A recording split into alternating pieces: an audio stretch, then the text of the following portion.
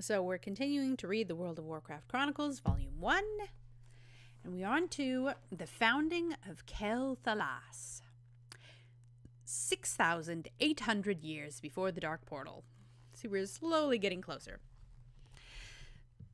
Far from the dense woodlands of Ashenvale, Dathramar Sunstrider and the Highborn continued their quest to find a home in the Eastern Kingdoms. They followed the trails of magical essence, seeking the confluence of ley lines that their scouts had spied in the north. The Highborn's journey proved unexpectedly brutal. A ferocious blizzard stopped the elves dead in their tracks for nearly a month as they traveled with no way to move forward or escape from the mountain passes. The Highborn quickly realized just how vulnerable they had become without the Well of Eternity. For the first time in memory, they began to die of starvation. Only the compassion of some primitive humans living in the mountains kept the entire expedition from perishing in the winter's fury. Once the storm lifted, the Highborn forged ahead, shaken but determined to find a new home. As they drew closer to the land that the scouts had found, hope warmed their weary hearts. Verdant woodlands blanketed the terrain, and the ground beneath the Highborn's feet crackled with potent lines of magic. But the elves soon discovered that another race also called this region home: the barbaric Amani trolls.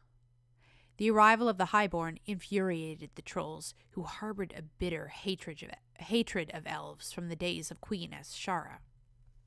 The Amani sent out raiding parties immediately, and the Highborn soon learned to fear troll ambushes in the dense forests.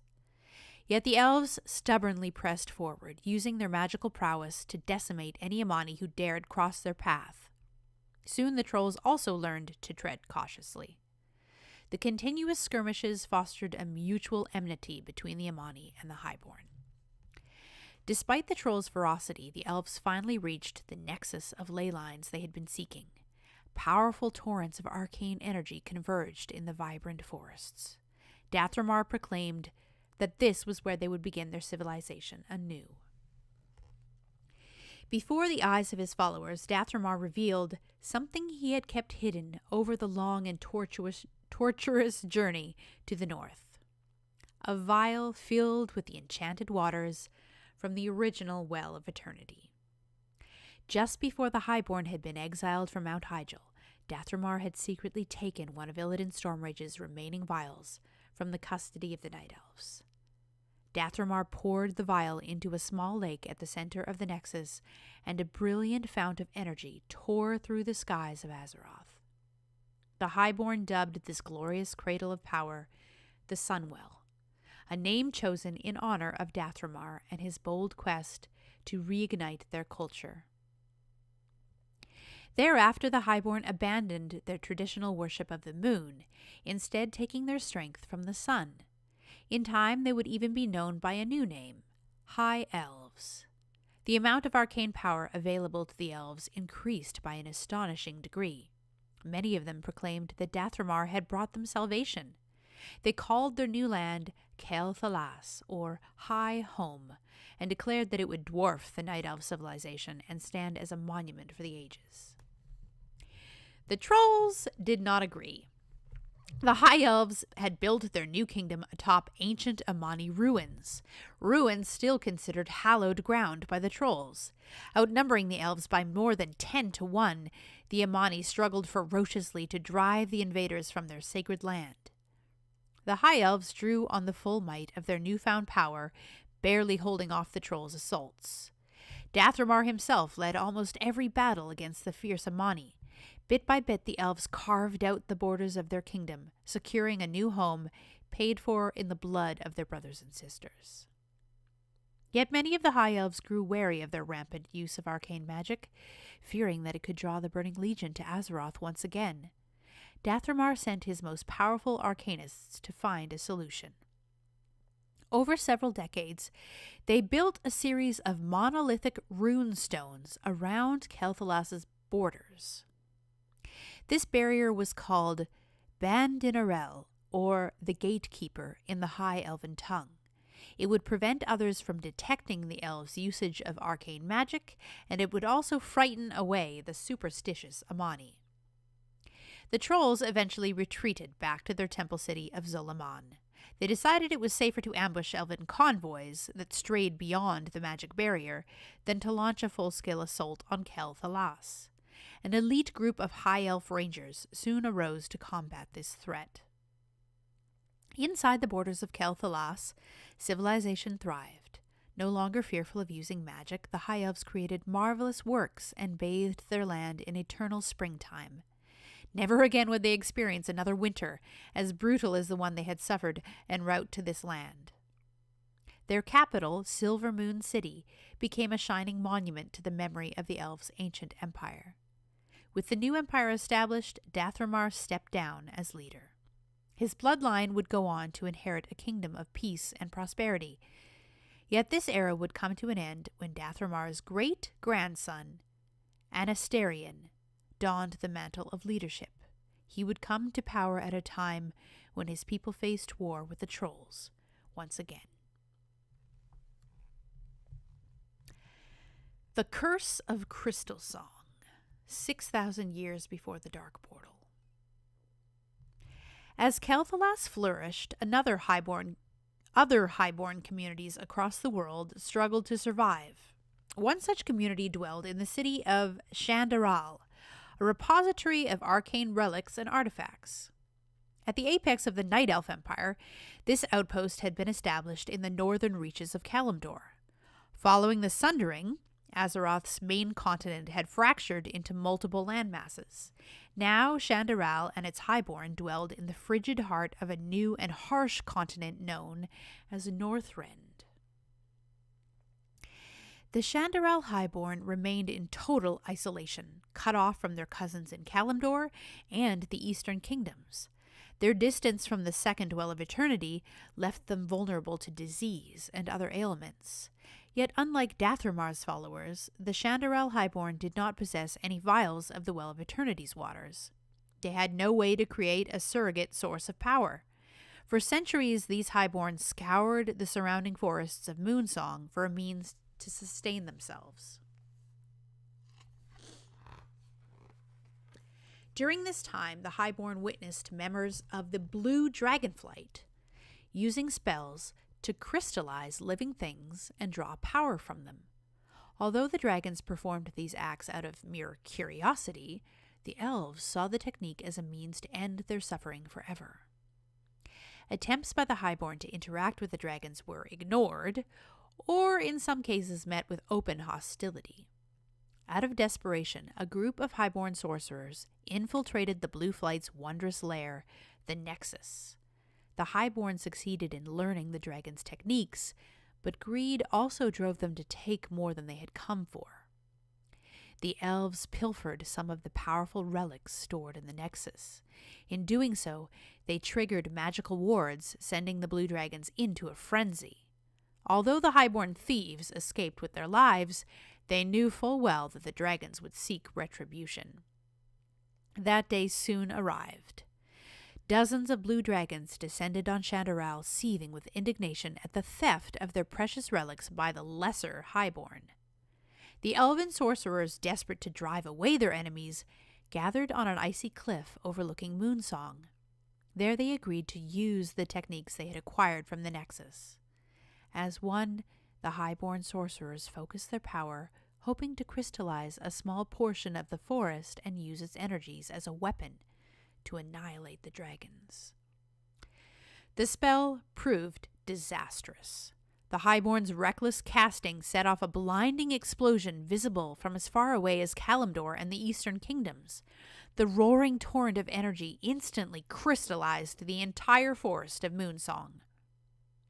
The blue dragons, sensing the impending spellwork, escaped before disaster struck. The physical forms of every other living creature in the region were shattered by the release of energy. Their spirits, although warped by the powerful spell, were left intact, cursed to mindlessly wander the haunted land that would become known as the Crystal Song Forest.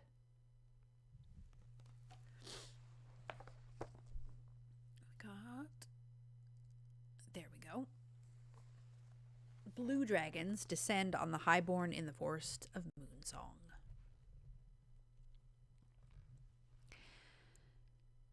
The felling of Andrasil, 4,500 years before the Dark Portal. When the sundering tore through Azeroth, the tectonic devastation rattled the captive old gods and weakened their keeper-wrought prisons. The apocalyptic event also stirred the malign entities to new degrees of deadly awareness. Over the millennia that followed, great tendrils of corruption spilled from the old gods' damaged prisons and gradually seeped to the world's surface. Northrend, where Yogg-Saron was imprisoned, saw some of the most severe effects. Festering blooms of a strange new mineral, serenite, spread through the crust of the land and sapped the life of native flora and fauna.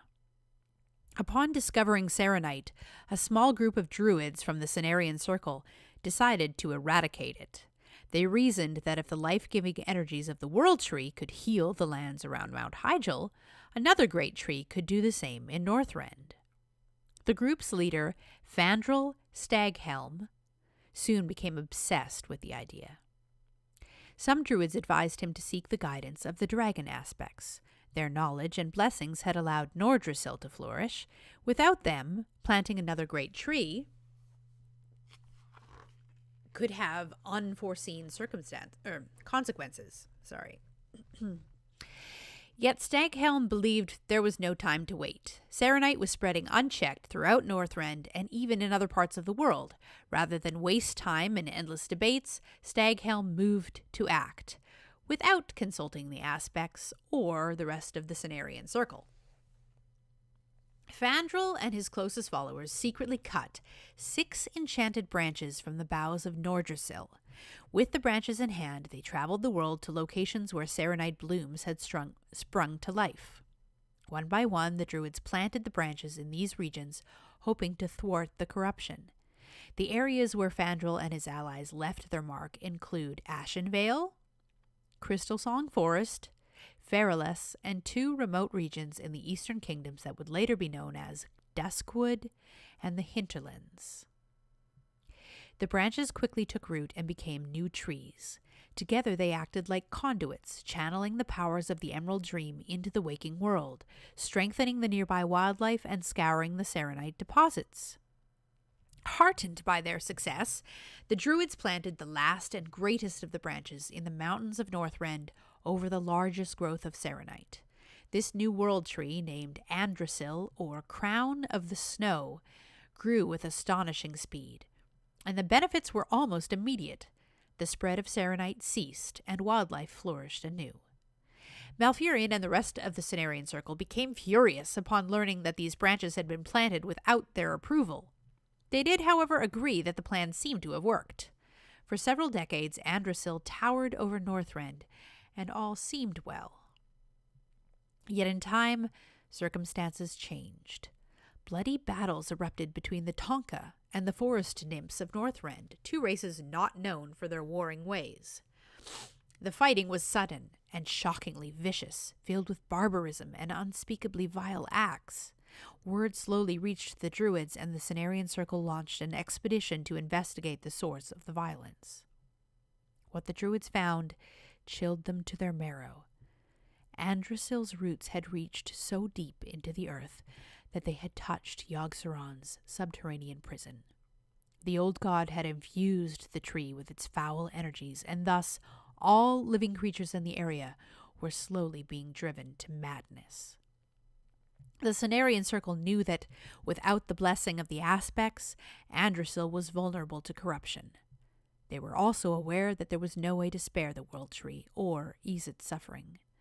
The Cenarian Circle sorrowfully decided that the only recourse was to destroy Andrasil. With heavy hearts, they felled the great tree. It slammed down onto the icy surface of Northrend with a deafening boom that echoed even through the ethereal forests of the Emerald Dream. Forever after, the druids would refer to the fallen world tree as Vordrasil, or Broken Crown. Although killing Andrasil had been a heartbreaking task, the Cenarian Circle was pleased it had stopped the growth of serenite. Yet, unbeknownst to the druids, something dark had taken root in the Emerald Dream. Yogg-Saron had used the trees planted by Fandral as a doorway into the dream, a doorway through which the other old gods could grasp the ethereal domain as well. Small seeds of corruption were spreading throughout Ysera's realm. In time, these seeds polluted the dreamways. This marked the beginning of what would become known as the Emerald Nightmare.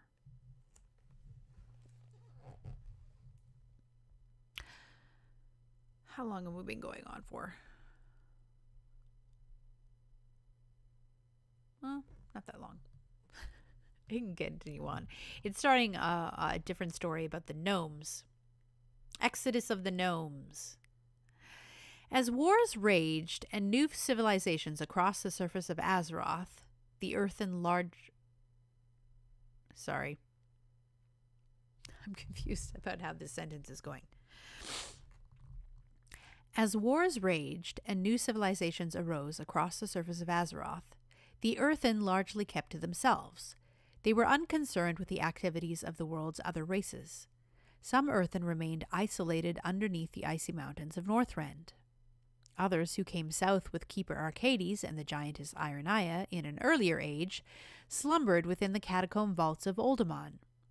Only a small number of these earthen had chosen not to be placed in stasis, deciding that they would watch over and maintain the facility alongside their mechanome companions.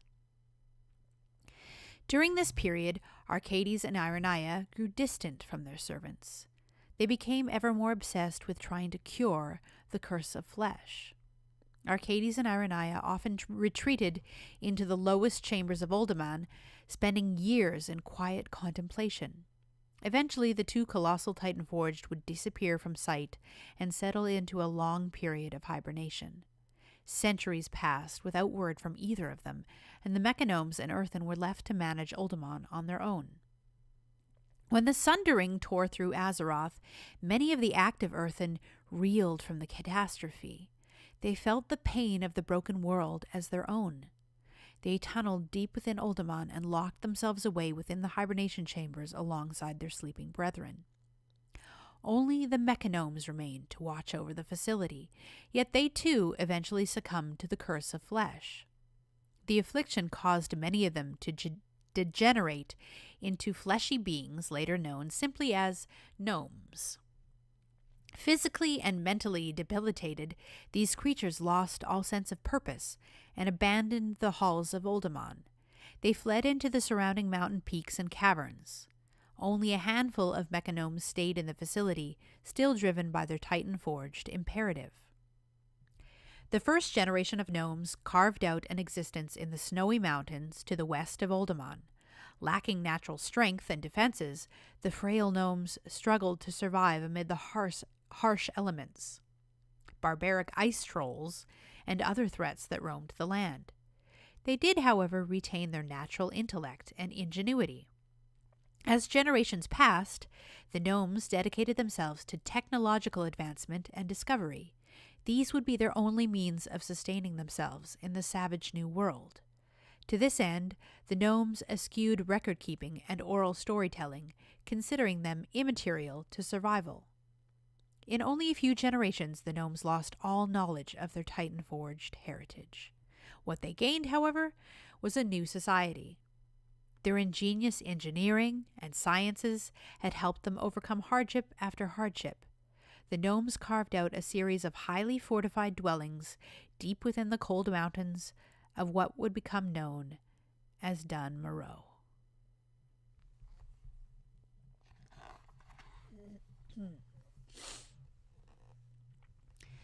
The rise of Erythor. Over thousands of years, humanity flourished in the eastern kingdoms. This young race had originated from a group of Vrykul who had settled in Tirisfal Glades. Although humans were diminished in size and strength from their progenitors, they possessed incredibly strong willpower and survival instincts. Groups of hunter-gatherer humans proliferated throughout the forests and hillocks of the continent.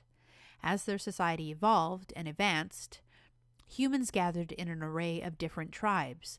Each one practiced animistic beliefs, mainly crude forms of druidism and elemental shamanism. Despite the existence of Amani trolls, high elves, and other potential threats, humanity's greatest adversary proved to be itself. Isn't that always the way? The early tribes constantly warred with one another for land and, by extension, power. One tribe, the Arathi, came to realize the error of its ways. Over the span of a few decades, troll incursions into human territories had become more pronounced and ruthless. Something was changing among the brutish Amani to the north.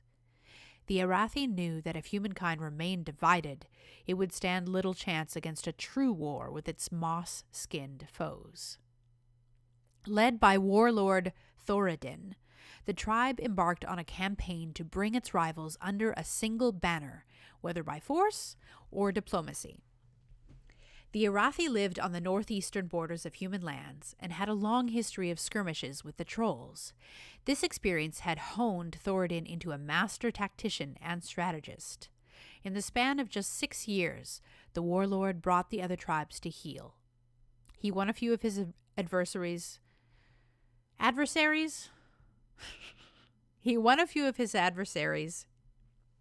to his side through political marriages. In other cases, Thoradin pitted his rivals against each other. On rare occasions, the canny warlord was forced to outright conquer some of the more belligerent tribes. Much to the surprise of those he had defeated, Thoradin did not reign as a tyrant. He offered his former enemies peace and equality in what he claimed would be a glorious new human nation, a united kingdom of limitless potential. The tribal leaders would not fade into obscurity. They would serve as honored generals. With these acts, Thoradin won the loyalty of his adversaries and was crowned king. King Thoradin named his new kingdom Erethdor. He tasked his most gifted builders with constructing a mighty capital called Strom, southeast of Tirisfal Glades. The semi-arid terrain around the city acted as the ideal buffer zone between humanity and the Amani, prohibiting the trolls from launching their much-feared forest ambushes.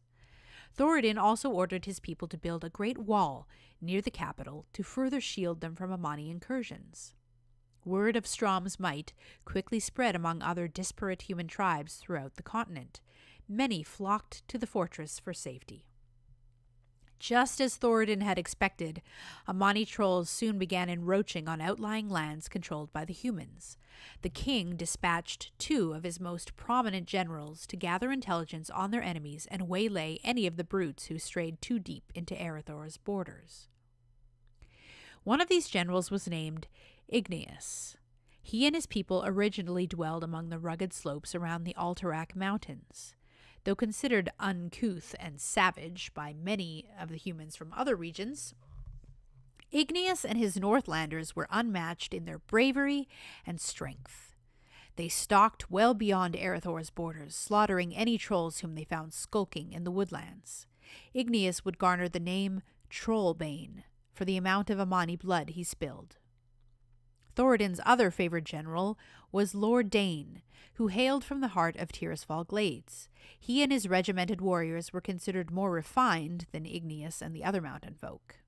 Knightly in appearance and mindset, Lord Dane's forces thoroughly patrolled the edges of Erethdor's northern borders. On the rare occasion that Amani raiding parties approached the kingdom, Lord Dane put them to the blade. Both Lord Dane and Igneous often returned to Strom with tales of a horrific conflict brewing between the Amani and the High Elves far to the north. There were also whispers of something else stirring in the darkened forests, tales of strange voodoo rituals and supernatural beings prowling the wilds in the dead of night. Though the reports unsettled them, Thoradin and his generals agreed that they would not risk their own kind or send any aid to the reclusive High Elves. For the time being, they kept the bulk of their forces behind Strom's massive ramparts, confident they could withstand any foe. Legend of the Silver Hand. No one knows what became of Tyr's fabled Silver Hand, left behind in ages past at the heart of Tirisfal Glades. The Silver Hand was a common symbol for the human tribes that inhabited the region. It appeared on clothing and pendants worn to ward away evil spirits, protect warriors in battle, and cure disease. Many centuries later, it would come to represent a great order of paladins, light-wielding warriors who placed self-sacrifice above all else. Oh, I need a drink of water, so I'm going to stop for now.